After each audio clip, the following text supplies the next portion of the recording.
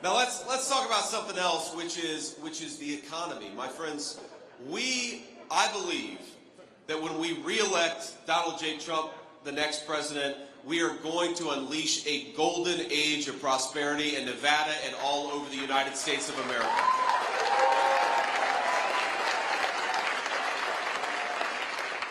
And it's worth in some ways comparing and contrasting the economic record of Kamala Harris with the economic record of Donald Trump, and also comparing the plans that they have for how we're going to move forward as a country.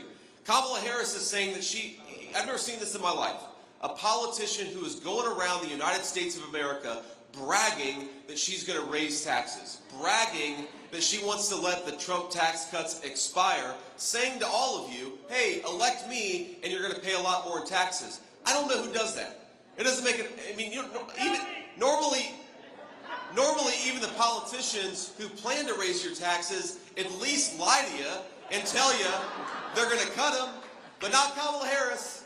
Kamala Harris is going around telling you she wants to raise your taxes. And here's what President Trump is going to do. We are going to cut taxes for American families, and we're going to penalize companies that are shipping our jobs overseas. That's what we ought to be doing.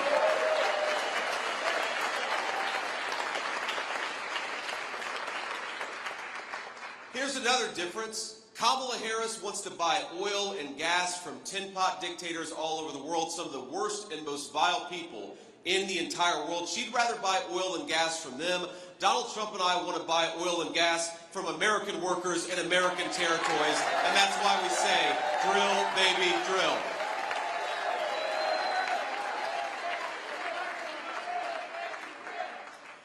Kamala Harris wants to give Medicare and Social Security to illegal aliens, which, by the way, would bankrupt those programs and throw a generation of our senior citizens into poverty. Donald Trump wants to protect Social Security and Medicare, and it starts with sending illegal aliens back home and not giving them free benefits.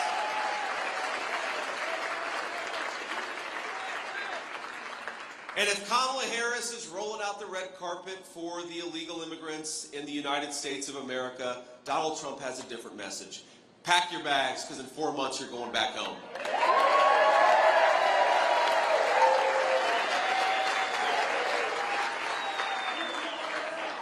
Now, here's the problem with what Kamala Harris has done to this economy.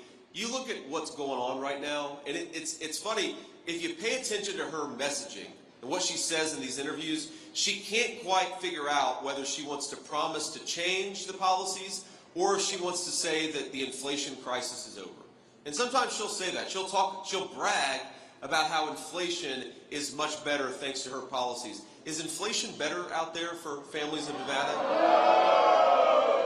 You know, credit card delinquencies in our country have gone way up. About 10% of credit card balances in the United States of America are delinquent right now.